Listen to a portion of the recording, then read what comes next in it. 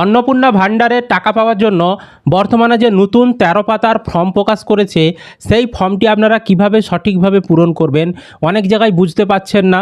প্রতিটি অপশান বুঝিয়ে আমরা আজকের ভিডিওতে দেখাবো। হেড অফ দ্য ফ্যামিলির নাম কাকে দেবেন, ইনকাম ট্যাক্স করা রয়েছে, সেক্ষেত্রে পরিবারের প্রধানের থাকলে বাকিরা টাকা পাবে কি পাবেন না, কি কি ভুলগুলো আপনাদের করা চলবে না, নানান প্রশ্ন আপনাদের রয়েছে, কি কি কাগজ লাগবে, সমস্ত কিছু আমরা এই একটা ভিডিওতেই সমস্ত পয়েন্ট বুঝিয়ে বলে দেবো। অবশ্যই ভিডিওটি বেশি বেশি করে শেয়ার করে দিন সকলে যাতে জানতে পারে, আর এই ধরনের আপডেট পেতে চ্যানেলটিকে সাবস্ক্রাইব করে রাখবেন। ফেসবুক থেকে যারা ভিডিওটি দেখছেন পেজটিকে ফলো করে রাখতে ভুলবেন না। দেখুন, অন্নপূর্ণা ভাণ্ডারের যে ফর্ম ফিল আপ, তার আমি যে সমস্যাগুলো আসছে সেগুলো সমাধান করার চেষ্টা করছি এবং পুরো ফর্ম ফিল আপটা দেখাচ্ছি। উপরেই অন্নপূর্ণা যোজনা পারিবারিক তথ্য সংগ্রহের ফর্ম লেখা রয়েছে। এবার এই জায়গাটাই দেখুন, পারিবারিক পরিচয়, বিকল্প ইনপুট আর নির্দেশনা তিনটা হচ্ছে অপশান রয়েছে। তো এখানে পারিবারিক পরিচয়ে 1 নম্বরে পরিবারের প্রধানের নাম HOF, এই জায়গাটায় এই যে পুরো নাম লিখুন, কার নাম লিখবেন এই জায়গাটায় অনেকেরই বুঝতে সমস্যা হচ্ছে। দেখুন, আপনার পরিবারের যিনি হেড অফ দ্য ফ্যামিলি, অর্থাৎ মেয়েদের ধরুন বিয়ে হয়ে চলে এসেছে, বিয়ে হয়ে চলে আসার পর তার স্বামী আর তার শ্বশুর আরে রয়েছে। এবার স্বামীর নাম লিখবে হেড অফ দ্য ফ্যামিলিতে না শ্বশুরের নাম লিখবে হেড অফ দ্য ফ্যামিলিতে। দেখুন, এটা নির্ভর করছে আপনার ফ্যামিলিতে head of the family actually কে। এবার আপনার ফ্যামিলিতে দেখুন এখানে একটা সংজ্ঞা দেওয়া রয়েছে যে পরিবার বলতে কি বোঝায়। তো আমি সেটা দেখাচ্ছি। দেখুন, এই ফর্মেই লেখা রয়েছে। এখানে বলা হয়েছে যে পরিবার বলতে এমন একদল ব্যক্তিকে বোঝায় যারা সাধারণত একসঙ্গে বসবাস করেন এবং একই রান্নাঘর থেকে খাবার গ্রহণ করেন। ধরুন মেয়েটির বিয়ে হয়ে গেছে, তারা শ্বশুর শাশুড়ি স্বামী সবাই একসঙ্গে রয়েছে, একসঙ্গেই রান্নাবান্না করে খায়।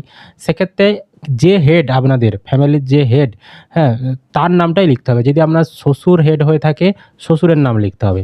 এবার দেখা গেল আপনার বিয়ে হয়ে গেছে, এবার আপনি স্বামী আপনার ছেলে আপনারা আলাদা রান্না করে খান, আলাদা থাকেন, আর শ্বশুর তারা আলাদা থাকে।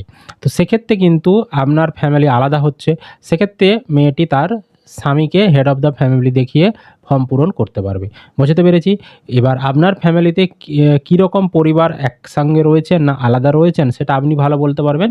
সেই অনুযায়ী কিন্তু আপনাকে এখানে হেড অফ দ্য ফ্যামিলি এই ঘরটিতে নাম লিখতে হবে। পুরো নাম লিখুন, পুরো নামটা লিখবেন। আধার কার্ডে যেমন নাম থাকবে সেরকম নাম লিখবেন, আর ইংরাজি ক্যাপিটাল লেটারে চেষ্টা করবেন লেখার, তাহলে ভুল হওয়ার সম্ভাবনা কম থাকবে। যদিও বলেনি, তবুও আমি আপনাদেরকে বলে দিচ্ছি ইংরাজি ক্যাপিটাল লেটারে লিখলে সবথেকে ভালো হয়। আর যারা বাংলাতে ফর্ম পূরণ করবেন তাদেরও ফর্ম ফিল আপ সঠিক, আর ইংরাজিতে পূরণ করলেও কিন্তু সঠিক।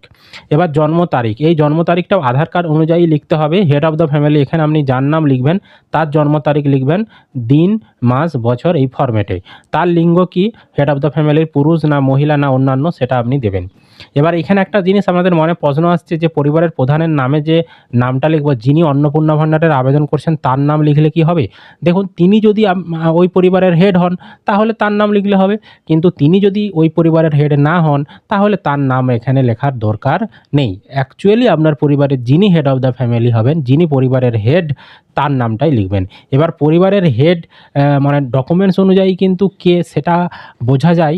দেখবেন আপনাদের যে রেশন কার্ড, সেই রেশন কার্ডে একজন হেড অফ দ্য ফ্যামিলি রয়েছে, তিনি হচ্ছেন মেন। তো সেখান থেকেও কিন্তু বোঝা যায় আপনার পরিবারে হেড অফ দ্য ফ্যামিলি কে রয়েছে। বুঝতে পেরেছি?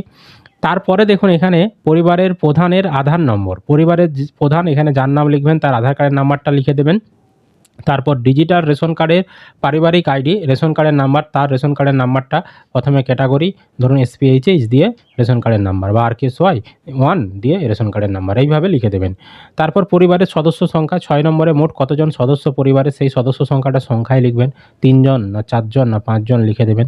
ঠিকানা কি, আধার কার্ড অনুযায়ী স্থায়ী ঠিকানা এই ঘরে, গ্রামের নাম, পোস্ট অফিসের নাম, থানার নাম, জেলার নাম, পিনকোড লিখে দেবেন। তারপর যোগাযোগের নম্বর, এখানে যে ফোন নাম্বারটি চেয়েছে হেড অফ দ্য ফ্যামিলির ফোন নাম্বার, এখানে বলেছে বিশেষত পরিবারের প্রধানের আধার নম্বর সংযুক্ত মোবাইল নম্বর, অর্থাৎ পরিবারের প্রধান যিনি তার আধার কার্ডের যে মোবাইল নাম্বার লিঙ্ক রয়েছে সেই মোবাইল নাম্বারটা এখানে দিতে বলেছে। 9 নম্বরে বলেছে নাম, জন্ম তারিখ, লিঙ্গ, পরিবারের প্রধানের সঙ্গে সম্পর্ক, আধার নম্বর, পরিবারের সকল সদস্যের। এবার এখানে পরিবারের সকল সদস্যের তথ্য দিতে হবে। তো পরিবারের প্রধান, এখানে পরিবারের প্রধান, তার পাশে দেখুন হ্যাঁ অপশান রয়েছে। এই হ্যাঁ অপশানটা কাদের জন্য? না এখানে বলেছে অন্নপূর্ণা যোজনার জন্য আবেদন করা হচ্ছে। তো পরিবারের প্রধানের নাম আমরা উপরে লিখেছি, এখানে এই জায়গাটায় লিখেছি পরিবারের প্রধানের নাম। তো পরিবারের প্রধান যদি আপনি উপরে পুরুষের নাম লিখে থাকেন, কোন আপনি ওখানে আপনার শ্বশুরের নাম লিখেছেন পরিবারের প্রধান, বা আপনার স্বামীর নাম লিখেছেন, তিনি তো অন্নপূর্ণা যোজনার জন্য আবেদন করতে পারবেন না। সেক্ষেত্রে এই যে দেখুন এখানে অন্নপূর্ণা যোজনার জন্য আবেদন করা হচ্ছে, এই জায়গাটায় হ্যাঁতে আপনি ঠিক চিহ্ন দেবেন না যদি পুরুষের নাম লেখা থাকে হেড অফ দ্য ফ্যামিলিতে। আর যদি হেড অফ দ্য ফ্যামিলিতে যার নাম আপনি লিখবেন তিনি যদি অন্নপূর্ণা ভাণ্ডারের জন্য আবেদন করেন, সেক্ষেত্রে আপনি হ্যাঁতে ঠিক চিহ্ন দেবেন। বুঝতে পেরেছি। আর নিচে দেখুন এবার সদস্য 1, সদস্য 2 এইভাবে কিন্তু 3, 4, 5, হ্যাঁ, আপনার পরিবারে যতজন সদস্য রয়েছে তাদের তথ্য দিতে হবে। আর ডান দিকে একটা জিনিস লেখা রয়েছে, বয়স 5 বছরের কম হলে আধারের ঘরে NA চিহ্নিত করুন। তো আপনার ফ্যামিলিতে যতজন সদস্য রয়েছে, ধরুন সদস্য 1-এ আরেকজন সদস্য রয়েছে আপনার পরিবারে, তার নাম লিখলেন, তার জন্ম তারিখ, তার লিঙ্গ, পরিবারের প্রধানের সঙ্গে সম্পর্ক কী, কে হয় পরিবারের প্রধান আপনার, শাশুড়ি যদি আপনার মানে শ্বশুর হয় তাহলে সেটা শ্বশুর লিখতে পারেন, বা যদি আপনার স্বামী হয় তাহলে স্বামী লিখতে পারেন, মানে হাজব্যান্ড লিখতে পারেন, হ্যাঁ, বা আপনি যদি সেখানে শাশুড়িকে লিখে থাকেন তাহলে শাশুড়ি লিখতে পারেন। যে আপনার পরিবারের প্রধান হবে তার সঙ্গে আপনার কী সম্পর্ক সেটা লিখতে হবে, আর আপনার আধার কার্ডের নাম্বারটা লিখতে হবে। এবার ধরুন সদস্য 1-এ যার নাম লিখছেন তিনি অন্নপূর্ণা ভাণ্ডারের জন্য আবেদন করবেন, তাহলে এই হ্যাঁতে ঠিক চিহ্ন দেবেন। আবার দ্বিতীয় সদস্য, তার নাম, তার জন্ম তারিখ, লিঙ্গ, তারপর তার যে পরিবারের প্রধানের সঙ্গে সম্পর্ক, তার আধার কার্ডের নাম্বার লিখতে হবে। এবার তিনিও যদি অন্নপূর্ণা ভাণ্ডারের জন্য আবেদন করেন তাহলে হ্যাঁতে ঠিক চিহ্ন দেবেন। আপনার পরিবারে ধরুন মোট 5 জন সদস্য রয়েছে, তার মধ্যে 2 জন অন্নপূর্ণা ভাণ্ডারের জন্য আবেদন করবে, তাহলে এই 2 জন নামের পাশে যে হ্যাঁ অপশান রয়েছে এখানে ঠিক চিহ্ন দিতে হবে। আর আপনার পরিবারে এমন কোনো সদস্য রয়েছে যার বয়স 5 বছরের কম, তার যখন আপনি তথ্য দেবেন তার ক্ষেত্রে আধার নাম্বারের যে ঘর এখানে NA কথাটা, নট অ্যাপ্লিকেবল, NA কথাটা লিখে দেবেন। এইভাবে আপনার পরিবারে যতজন সদস্য তাদের তথ্য আপনি পূরণ করবেন। 10 নম্বরে বলেছে পরিবারের প্রধান এবং পরিবারের সকল প্রাপ্তবয়স্ক সদস্যদের ব্যাংক অ্যাকাউন্ট নগদ অর্থ স্থানান্তরের জন্য। এইখানে সকল সদস্যের ব্যাংকের তথ্য দিতে হবে।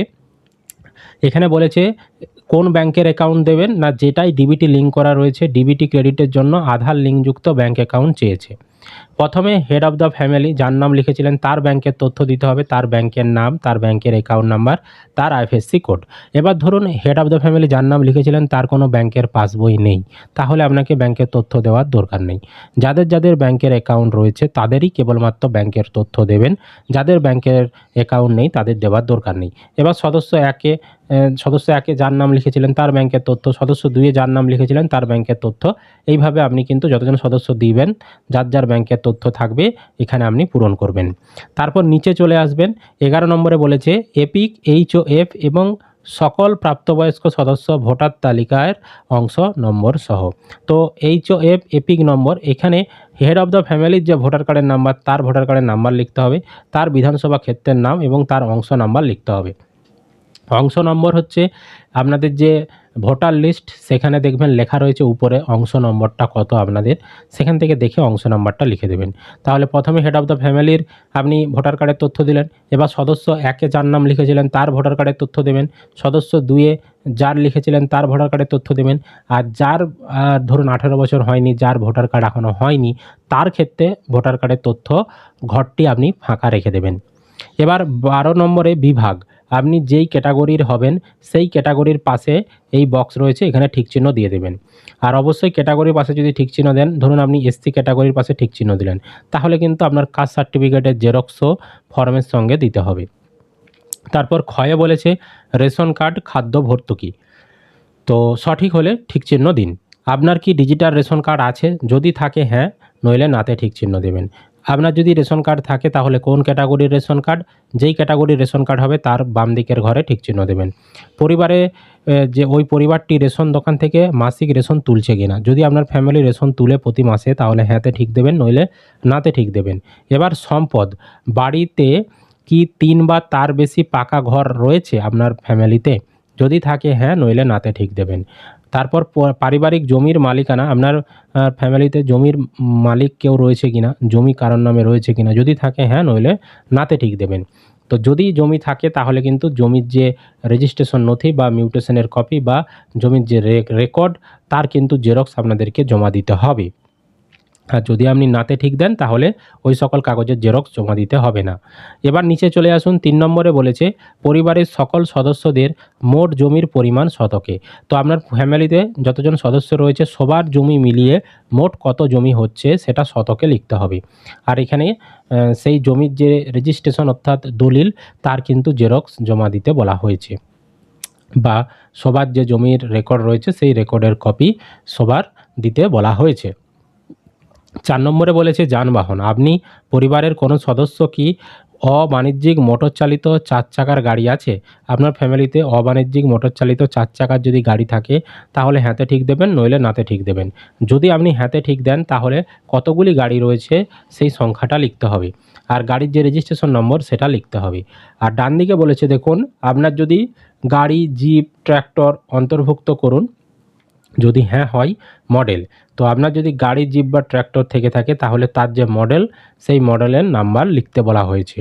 5 নম্বরে বলেছে পরিবার ভিত্তিক সদস্যদের স্বাস্থ্য বীমা। এবার আপনার ফ্যামিলিতে স্বাস্থ্য বীমা করা রয়েছে কি নেই, কার করা রয়েছে তার তথ্য দিতে হবে। তো প্রথমে বলেছে আপনার ফ্যামিলির যদি স্বাস্থ্য বীমা করা থাকে তাহলে এই যে হ্যাঁতে ঠিক দিতে হবে। আর যদি আপনার ফ্যামিলিতে স্বাস্থ্য বীমা না করা থাকে তাহলে নাতে ঠিক দেবেন। যদি আপনি নাতে ঠিক দেন তাহলে কিন্তু আর এই নিচের ঘরগুলো পূরণ করতে হবে না। এবার যদি আপনি হ্যাঁতে ঠিক দেন, এবার কার স্বাস্থ্য বীমা করা রয়েছে তার কিন্তু তথ্য পূরণ করতে হবে। এবার স্বাস্থ্য বীমা যদি হেড অফ দ্য ফ্যামিলির করা থাকে তাহলে তার সরকারি স্বাস্থ্য বীমা না তার বেসরকারি স্বাস্থ্য বীমা রয়েছে তার বাম দিকের ঘরে টিক চিহ্ন দিতে হবে। সরকারি স্বাস্থ্য বীমা কোনগুলোকে বলে না, প্রধানমন্ত্রী যেটা PMSBY মানে প্রধানমন্ত্রী যেটা সুরক্ষা বীমা যোজনা, যেটাই দেখবেন 20 টাকা করে কাটে বছরে। তারপর আরেকটা প্রধানমন্ত্রী JJBY মানে জীবন জ্যোতি বীমা যোজনা, যেটাই 436 টাকা করে বছরে কাটে। সেগুলো দেখবেন ব্যাংক থেকে অটোমেটিক করে দেয়, অনেকেরই করা রয়েছে। তো সেই ধরনের যদি বীমা আপনার করা থাকে তাহলে সেটা কিন্তু সরকারি বীমার আন্ডারে পড়ছে। আর বেসরকারি বীমা হচ্ছে যেগুলো আপনারা মানে মাসে মাসে প্রিমিয়াম দেয় বা বছরে বছরে প্রিমিয়াম দিয়ে বেসরকারি কোনো কোম্পানির কাছ থেকে আপনি বীমা করেছেন সেগুলোকে বলে বেসরকারি বীমা। তো আপনার ক্ষেত্রে যে ধরনের বীমা করা থাকবে তার পাশে টিক চিহ্ন দেবেন। এবার বীমার অঙ্ক সাম অ্যাসুরেড। সরকারি বীমার ক্ষেত্রে সাম অ্যাসুরেড 2 লক্ষ টাকা করে থাকে, মানে মারা গেলে 2 লক্ষ টাকা আপনারা পাবেন, বা অ্যাক্সিডেন্ট হারে হলে সেক্ষেত্রে পরিবার 2 লক্ষ টাকা পাবে। যদি অঙ্গহানি হারে হয় সেক্ষেত্রে 2 লক্ষ টাকা পাওয়া যায়। সেক্ষেত্রে বিমার অঙ্কটা কিন্তু সাম অ্যাসুরেড 2 লক্ষ টাকা হবে। আর প্রিমিয়ামের বিবরণ হচ্ছে আপনার যেরকম বিমা করা থাকবে, যদি 20 টাকা বছরে কাটে তাহলে 20 টাকা পার ইয়ার, যদি 436 টাকা করে কাটে 436 টাকা পার ইয়ার, যত টাকা প্রিমিয়াম কাটে সেই প্রিমিয়ামটা লিখতে হবে। বুঝতে পেরেছি? আর বেসরকারি ক্ষেত্রে আপনার তো যে বিমা করা রয়েছে সেটাই যে আপনার পলিসি রয়েছে বাড়িতে সেখানে লেখা রয়েছে, সেখান থেকে দেখে আপনি লিখতে পারেন বেসরকারি যেগুলো ক্ষেত্রে। এবার যতজন সদস্যের বীমা করা রয়েছে প্রতিটি সদস্যের একইভাবে কিন্তু পূরণ করতে হবে, আর যাদের বীমা করা নেই তাদের ঘরগুলো পূরণ করার দরকার নেই। এবার নিচে চলে আসুন, এখানে বলেছে আয় আর পেশা। কোনো সদস্য কি আয়কর বা পেশাগত কর প্রদান করেন? এইখানে আপনার ফ্যামিলিতে যিনি ট্যাক্স দেন, তো যদি কেউ দেন, ধরুন 5 জন সদস্য, 5 জনের মধ্যে একজন ট্যাক্স দিচ্ছে, তাহলেই কিন্তু আপনাকে এখানে হ্যাঁতে ঠিক দিতে হবে। আর যদি আপনার পরিবারে কেউই ট্যাক্স না দেন তাহলে কিন্তু এখানে নাতে ঠিক চিহ্ন দেবেন। এবার পরিবারের সদস্যদের প্যান কার্ড যদি থাকে, তো আপনার ফ্যামিলিতে যদি হ্যাঁ হয় তাহলে নাম এবং প্যান নম্বর উল্লেখ করুন, আর এখানে না। তো যদি আপনার পরিবারের প্যান কার্ড থেকে থাকে সদস্যদের তাহলে হ্যাঁতে ঠিক চিহ্ন দিতে হবে, আর যদি প্যান কার্ড না থেকে থাকে তাহলে নাতে ঠিক চিহ্ন দেবেন। এবার যার যার প্যান কার্ড রয়েছে যদি আপনি হ্যাঁতে ঠিক চিহ্ন দেন তার প্যান কার্ডের তথ্য দিতে হবে। হেড অফ দ্য ফ্যামিলি যিনি, তার যদি প্যান কার্ড থেকে থাকে তাহলে তার হেড অফ দ্য ফ্যামিলির নামটা এখানে লিখবেন, আর প্যান নম্বরটা তার নিচে লিখে দেবেন, প্যান কার্ডের নম্বরটা। 1 নম্বর সদস্যের যদি প্যান কার্ড থেকে থাকে তার নাম লিখবেন, তার প্যান কার্ডের নম্বর লিখবেন। এইভাবে যতজন সদস্যের প্যান কার্ড থাকবে তাদের প্যান কার্ডের তথ্য দিতে হবে। যাদের প্যান কার্ড থাকবে না তাদের দেবার দরকার নেই। 3 নম্বরে কর্মসংস্থানের ধরন। পরিবারের প্রধান তিনি কি কাজ করেন? এখানে যেটি হবে বেকার না পরিযায়ী শ্রমিক না সরকারি বেসরকারি কর্মচারী, যেটা হবে তার বাম দিকের ঘরে ঠিক চিহ্ন দেবেন। তারপর সদস্য 1, ফ্যামিলির অন্যান্য যে 1 নম্বর সদস্যের ঘরে যার নাম লিখেছিলেন তিনি কি কাজ করেন, যেটা হবে বাম দিকের ঘরে ঠিক চিহ্ন দেবেন। এইভাবে বাকি সদস্যেরও পূরণ করবেন। এবার নিচে চলে আসুন। এইখানে এবার বলেছে 4 নম্বরে পরিবারের শিক্ষিত প্রাপ্তবয়স্ক সদস্যদের সংখ্যা এবং পরিবারের অশিক্ষিত প্রাপ্তবয়স্ক সদস্যদের সংখ্যা। আপনার ফ্যামিলিতে কতজন শিক্ষিত, কতজন অশিক্ষিত প্রাপ্তবয়স্ক সদস্য রয়েছে। প্রাপ্তবয়স্ক মানে হচ্ছে 18 বছরের বেশি বয়স যাদের। এবার আপনার ফ্যামিলিতে 5 জন সদস্য রয়েছে, তার মধ্যে ধরুন 3 জন শিক্ষিত, পড়াশোনা জানে, আর 2 জন অশিক্ষিত। তাহলে শিক্ষিতর ঘরে 3 জন, অশিক্ষিতর ঘরে 2 জন লিখে দেবেন। এবার পরিবারের প্রধান HOF, head of the family, পরিবারের প্রধান তিনি শিক্ষিত না অশিক্ষিত। যদি শিক্ষিত হয় শিক্ষিতই ঠিক দেবেন, নইলে অশিক্ষিতই ঠিক দেবেন। যদি অশিক্ষিতই ঠিক দেন তাহলে সর্বোচ্চ শিক্ষাগত যোগ্যতা কিছু লেখার দরকার নেই। যদি আপনি শিক্ষিততে ঠিক চিহ্ন দেন তাহলে সর্বোচ্চ শিক্ষাগত যোগ্যতায় তিনি কতদূর পড়াশোনা করেছেন, মাধ্যমিক না উচ্চ মাধ্যমিক, যেটা হবে সেটা কিন্তু উল্লেখ করবেন। তারপর সদস্য 1-এ যার নাম লিখেছিলেন তিনি শিক্ষিত না অশিক্ষিত সেগুলো উল্লেখ করবেন। একইভাবে আমি যেভাবে দেখালাম এইভাবে 1, 2, 3 বাকি সদস্যদের আপনাদের ক্ষেত্রে যেমন হবে শিক্ষিত না অশিক্ষিত সেভাবে পূরণ করবেন। এবার নিচে চলে আসুন 5 নম্বরে। কোনো সদস্য কি কোনো সাংবিধানিক পদ, মন্ত্রী, সাংসদ, বিধায়ক, পৌর স্থানীয় সংস্থা এবং পঞ্চায়েত সংস্থার প্রাক্তন বর্তমান ধারক আপনার ফ্যামিলিতে কেউ কি এরকম রয়েছেন? যদি থাকে তাহলে হ্যাঁতে ঠিক চিহ্ন দেবেন, যদি না থাকে নাতে ঠিক চিহ্ন দেবেন। যদি নাতে ঠিক চিহ্ন দেন তাহলে কোনো কিছু পূরণ করার আর নিচে দরকার নেই। যদি আপনি হ্যাঁতে ঠিক চিহ্ন দেন তাহলে তিনি যেই পদে রয়েছেন তার যে সদস্য নম্বর সে সদস্য নম্বরটা এখানে লিখতে হবে। আর তার যদি কোনো কাগজ থেকে থাকে, তিনি ধরুন সাংসদ বা বিধায়ক, তার কোনো যদি নথি থেকে থাকে সেই নথির জেরক্স দিতে বলা হয়েছে, অথবা আপনি শেষে স্বঘোষণা পূরণও করতে পারেন। যে কোনো একটি দিতে বলেছে এখানে। স্বঘোষণা মানে হচ্ছে নিচে একটা সই করে দেওয়া, সেটাকেই স্বঘোষণা বলা হচ্ছে। আর যদি কাগজ থাকে আপনি কাগজের জেরক্সও দিতে পারেন। তারপর 6 নম্বরে বলেছে কোনো সদস্য কি সরকারি পেনশনভোগী। আপনার ফ্যামিলিতে কেউ যদি সরকারি পেনশনভোগী থেকে থাকেন তাহলে হ্যাঁ, নইলে নাতে ঠিক দেবেন। যদি হ্যাঁতে দেন তাহলে তার সদস্য নম্বর লিখতে বলেছে এবং পেনশনের স্লিপ জেরক্স দিতে বলেছে। আপনার ফ্যামিলিতে কি কেউ জিএসটি দেয়, জিএসটি ফাইল করা রয়েছে কারো? যদি হ্যাঁ হয় হ্যাঁ, নইলে না করবেন। আর যদি হ্যাঁ হয় তাহলে জিএসটি যে নাম্বার সেই নাম্বারটা লিখতে হবে। পরিবারে মোট বার্ষিক আয় কত টাকায়। তো এখানে আপনার ফ্যামিলিতে মোট যতজন সদস্য রয়েছে সবার মিলিয়ে মোট কত টাকা বছরে আপনাদের আয় হয় সেটা অঙ্কে লিখতে হবে। তারপর উয়াতে বলেছে সিএএ আবেদনের বর্তমান অবস্থা যদি থাকে। তো পরিবারের প্রধান তিনি কি সিএএ এর জন্য আবেদন করেছেন নাগরিকত্ব পাওয়ার জন্য? যদি না করে থাকেন তাহলে প্রযোজ্য নয় ঠিক চিহ্ন দিয়ে দেবেন। এবার আবেদন করা হয়েছে যদি হ্যাঁ হয় আবেদনের নম্বর। কেউ সিএএ এর জন্য আবেদন করেছে তাহলে আপনাকে যে আবেদনের নম্বর দেওয়া হয়েছিল সেই নাম্বারটা লিখতে হবে। আর এখানে দ্বিতীয় ঘরটিতে ঠিক চিহ্ন দিতে হবে। আর কেউ ধরুন সিএএ আবেদন করেছিল, তার আবেদন অ্যাপ্রুভড হয়ে গেছে, তাকে সার্টিফিকেটও দেওয়া হয়েছে, সেক্ষেত্রে আপনাকে 3 নম্বর ঘরে টিকচিহ্ন দিতে হবে, তার সার্টিফিকেটের নাম্বার লিখতে হবে। এইভাবে পরিবারের অন্যান্য সদস্যদের ক্ষেত্রে প্রযোজ্য কি প্রযোজ্য নয় আপনারা পূরণ করে দেবেন। এবার নিচে আসুন। 2 নম্বরে বলেছে অন্যান্য কিষাণ ক্রেডিট কার্ড, কেসিসি, কিষাণ ক্রেডিট কার্ড, এআরডি, তারপর শিল্পী ক্রেডিট কার্ড, তারপর মৎস্যজীবী ক্রেডিট কার্ড, শিক্ষার্থী ক্রেডিট কার্ড ইত্যাদি আপনার পরিবারে কার কার রয়েছে তার তথ্য দিতে হবে। তো এখানে পরিবারের প্রধান প্রথমে হেড অফ দ্য ফ্যামিলি, তার যদি করা থাকে কোনো একটি কার্ড তাহলে সেই কার্ডের নাম্বার এখানে লিখতে বলেছে, নম্বর আর আইডির সংখ্যা লিখতে বলেছে, আর যে তারিখে সেই কার্ডটি আপনাকে দেওয়া হয়েছিল সেই কার্ডের যে তারিখ, ইস্যু তারিখ সেটা কিন্তু দিতে বলা হয়েছে। তো এইভাবে আপনার ফ্যামিলিতে যেই কার্ড বা যার কার্ড রয়েছে তার তথ্যটা আপনি এখানে পূরণ করে দেবেন। তারপর নিচে আসুন। এখানে বলেছে 3 নম্বরে যদি এসআইআর 2026-এ নাম বাদ পড়ে থাকে তবে মামলাটি ট্রাইব্যুনালে বিচারাধীন কিনা। যদি কেউ ট্রাইব্যুনালে আবেদন করেন তাহলে এখানে সম্পূর্ণ তথ্য দিতে হবে। আর যদি আপনি ট্রাইব্যুনালে আবেদন না করেন তাহলে প্রযোজ্য নয়, এই ঘরে ঠিক চিহ্ন দেবেন। প্রথমে পরিবারের প্রধানের দিতে বলেছে। পরিবারের প্রধান যদি ট্রাইব্যুনালে আবেদন করেন তাহলে হ্যাঁ, যদি আবেদন না করেন তাহলে না। আর বিচারাধীন রয়েছে কিনা আর কি, যদি বিচারাধীন না থাকে তাহলে নাতে দেবেন, আর যদি বিচারাধীন থাকে তাহলে হ্যাঁতে দেবেন। আর যদি ট্রাইব্যুনালে আবেদনই না করে থাকেন তাহলে প্রযোজ্য নয়, এই ঘরে ঠিক চিহ্ন দেবেন। একইভাবে অন্যান্য সদস্যদেরও পূরণ করতে হবে। তারপর চয়ে বলেছে সামাজিক মর্যাদা এবং নির্ভরশীল ব্যক্তিগণ দিয়ে 1 নম্বরে বলেছে বিদ্যালয়ে অধ্যয়নরত পরিবারের সকল শিশুর বিবরণ। এবার শিশুদের বিবরণ দিতে বলেছে। ব্র্যাকেটে বিদ্যালয়ের ধরন অন্যান্য নির্বাচন করলে অনুগ্রহ করে বিস্তারিত উল্লেখ করুন, যেমন ওপেন স্কুলিং, হোম স্কুলিং ইত্যাদি।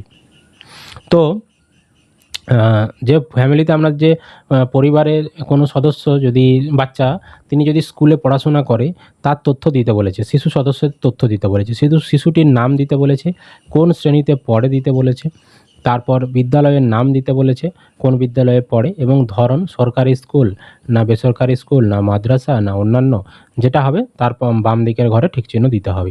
এবার ধরুন আপনার বাড়িতে শিশু রয়েছে, তিনি স্কুলে এখনও পড়েন না, তাহলে তার তথ্য দেওয়ার দরকার নেই। ঠিক আছে? যদি এখানে বলেছে বিদ্যালয়ে অধ্যয়নরত, বিদ্যালয়ে পড়ছে এরকম শিশুদেরই তথ্য দিতে হবে। এবার যতগুলি সদস্য রয়েছে এইরকম আপনি পরপর পূরণ করে দেবেন। এবার তারপর নিচে চলে আসুন, শিশুদের টিকাকরণের বর্তমান অবস্থা। শিশু সদস্য ১, তো ১ নম্বরে যার নাম লিখেছিলেন যে শিশুটির নাম, তার কি হ্যাঁ টিকাকরণ শুরু হয়েছে বা সম্পূর্ণ হয়েছে? যদি হ্যাঁ হয় হ্যাঁতে টিক দেবেন, আর যদি টিকাকরণ করা হয়নি তাহলে বাম দিকের ঘরে এই দ্বিতীয় ঘরে টিক চিহ্ন দেবেন। যদি টিকাকরণ হয়ে থাকে তাহলে টিকাকরণের যে আইডি কার্ড সেটাও কিন্তু আপনাদেরকে জেরক্স দিতে হবে। একইভাবে যতজন সদস্যের এইভাবে টিকাকরণ হয়েছে মানে শিশুদের, তার তথ্য ২, ৩, ৪ এরকম সদস্যদের পরপর রয়েছে। আপনার পরিবারে যতজন শিশু থাকবে আপনি সেরকম পূরণ করবেন। তারপর ৬ বলেছে সরকারি প্রকল্পের আওতার সুবিধা। আপনি কি কোনো সরকারি প্রকল্পের সুবিধা ডিবিটির মাধ্যমে পাচ্ছেন?